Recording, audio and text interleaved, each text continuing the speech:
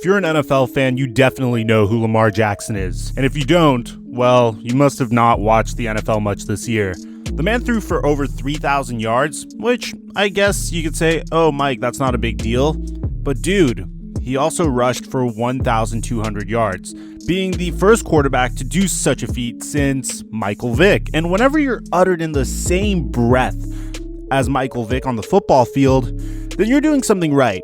But here's something that Lamar Jackson could do that Michael Vick never has done. I think he's going to win Super Bowls. Not Super Bowl, but Super Bowls. But when you think about it, how is it that 31 other teams missed out on this prospect? You have to bear in mind that Lamar Jackson was passed on by every single NFL team, and he was the final draft pick by legendary Baltimore Ravens general manager and, Cleveland Browns legend Ozzie Newsome.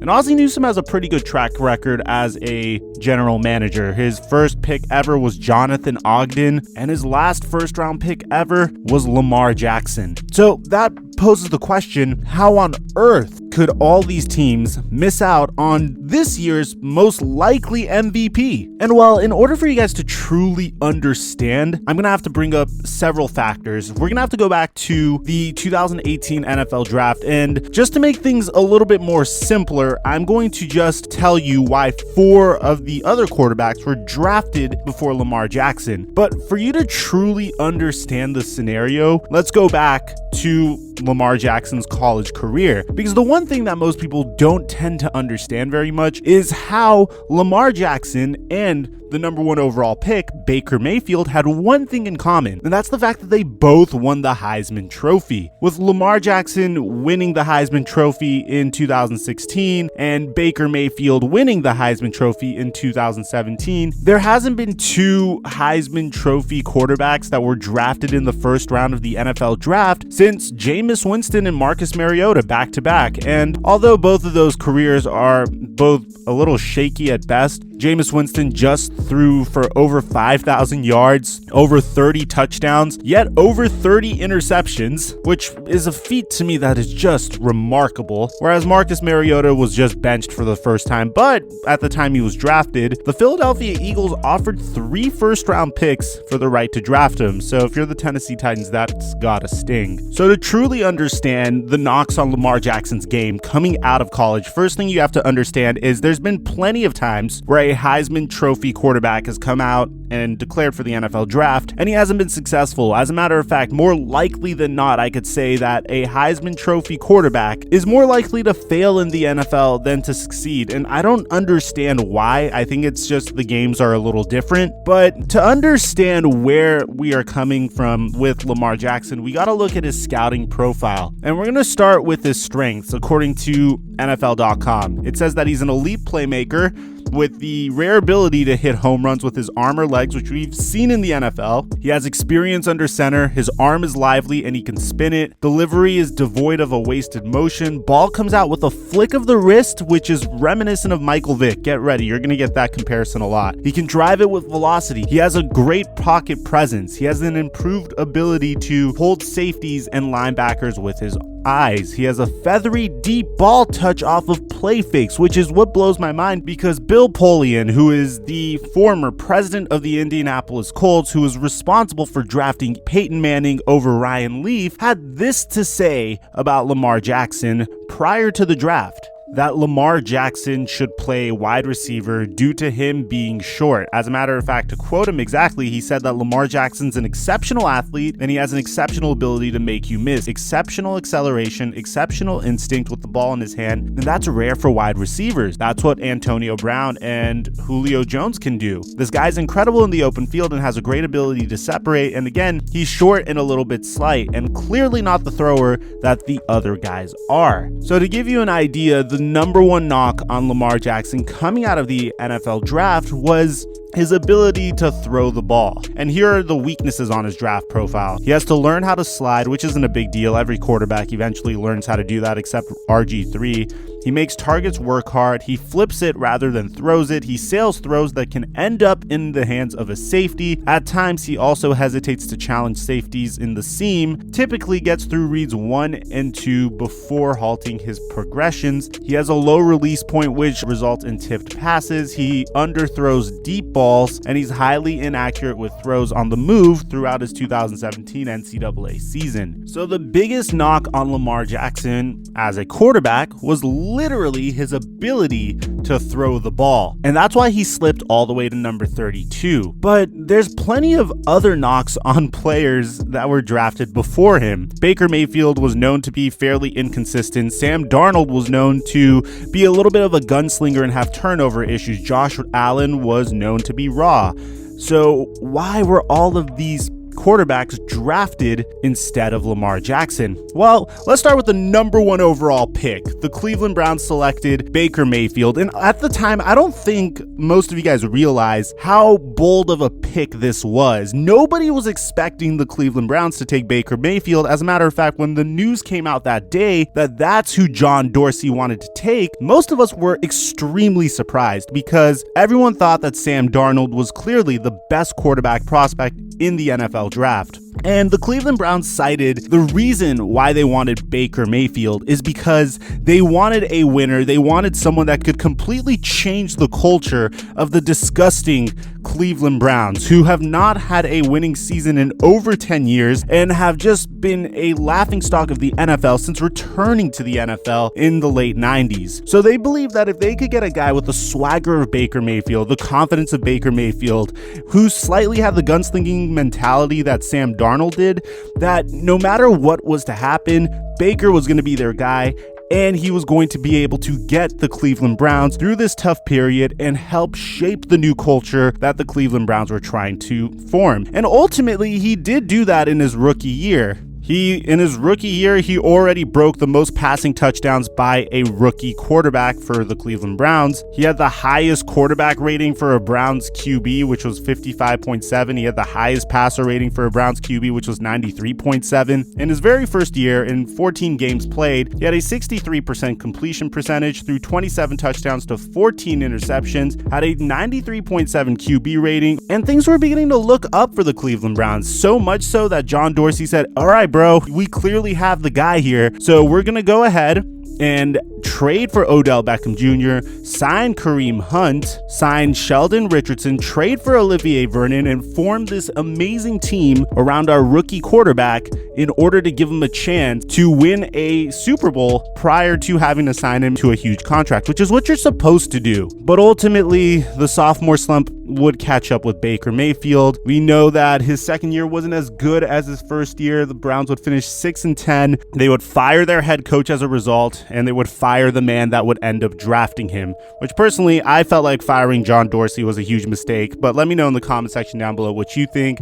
This is a different video for a different time. Could the Cleveland Browns have used Lamar Jackson? Well, on paper, yes, but I feel like no matter what quarterback would have been drafted to the Browns, they would have had to overcome so much that you really couldn't draft a player like Lamar Jackson and hope that he could fix the culture of the Cleveland Browns. Lamar Jackson had to be put in a position to succeed, and the Baltimore Ravens are one of the better organizations in the NFL. So let's go to the next quarterback that was drafted after Baker Mayfield, number 3 overall, Sam Darnold. And I personally understand this pick. If you're the New York Jets, you're literally really excited because the player that was supposed to be the top quarterback prospect literally fell to your laps. And in his first year, most of Sam Darnold's weaknesses kind of showed up. You know, he had great games, but his completion percentage was fairly low at 57.7 in his rookie year.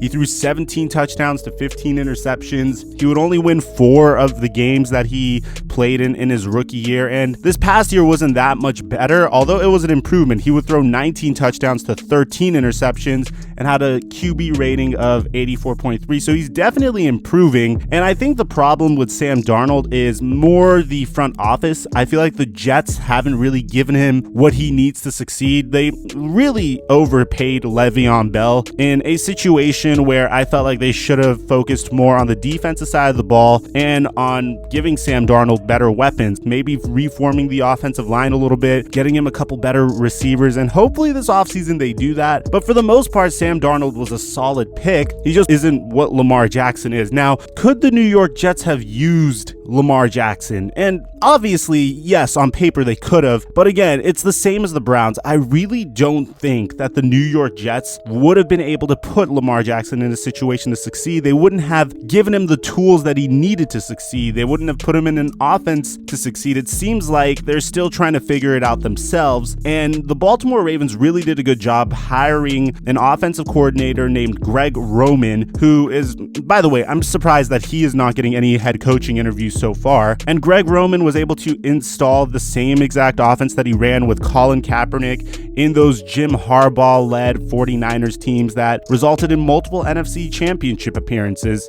Now, the next quarterback that was drafted after Sam Darnold was number 7 by the Buffalo Bills, and that was Josh Allen. And Josh Allen really is taking leaps and bounds. This is the guy that every draft has that one guy where you say, okay, this guy's probably going to flop. He's too much of a project. He's going to a team that doesn't really have a history of grooming their talent very well. But Josh Allen really proved everyone wrong. His first season, he only threw 10 touchdowns to 12 interceptions. The Buffalo Bills were very terrible in his first season, finishing with a 6-10 record. But this past season, Josh Allen literally took the next step. He threw for 3,000 yards. His completion percentage went from 52.8 to 58.8. He threw 20 touchdowns to 9 interceptions. And to be honest, I actually think that his future is extremely promising. He didn't have a sophomore slump. He had a sophomore leap, if anything. And here's the cool thing. I do think that the Buffalo Bills would have been able to use Lamar Jackson's services. I don't know necessarily how much better Lamar Jackson would have been in this situation, but I do know that if Lamar Jackson was on the Buffalo Bills, they would have had a very similar fate as they did with Josh Allen this year. I feel like Lamar Jackson could have helped the Buffalo Bills control the clock a little bit more because Lamar Jackson is a little bit of a, significantly better runner than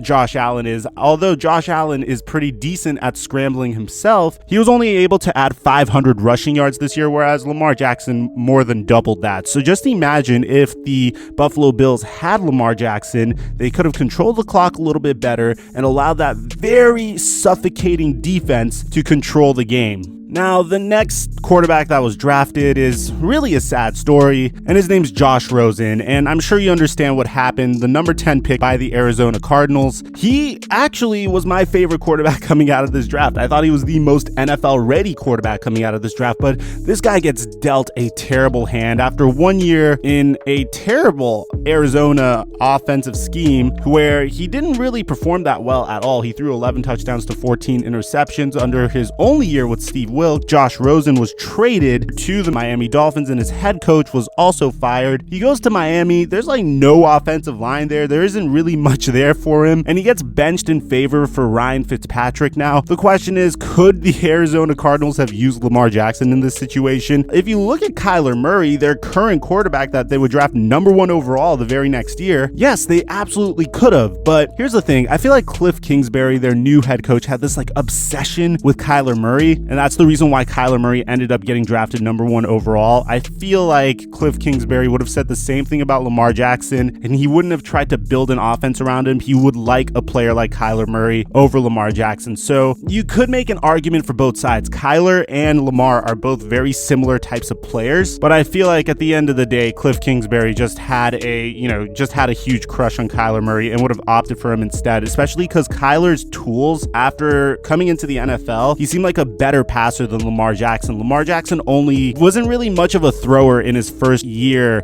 with the Baltimore Ravens. The guy literally only threw for 1,200 yards in his first year with the Baltimore Ravens. They had this like weird rushing attack that was built around his legs primarily. He would rarely throw the ball. He only threw for 6 touchdowns that year, as a matter of fact, which is why the Baltimore Ravens would end up drafting Lamar Jackson at number 32. And here is the reason why it was the perfect spot for him. The guy didn't need to be thrusted into a role. He didn't need to change a culture or do anything of that nature. He literally just had to wait until Joe Flacco got injured, or right when he seemed ready, the Baltimore Ravens were going to thrust him in. Now, of course, Joe Flacco got injured. They built an offense around him, and I guess he got very comfortable in his rookie year, and that's what allowed him to take the leap in his sophomore year. So let me know in the comment section down below, is there anything that I'm missing out on? Is there any way that you think Lamar Jackson would have fit on another one of these teams? I would like to hear what you have to say. If you're new to my channel, please subscribe to my NFL channel. I'm your boy, The Flight Mike, and I'll catch y'all later.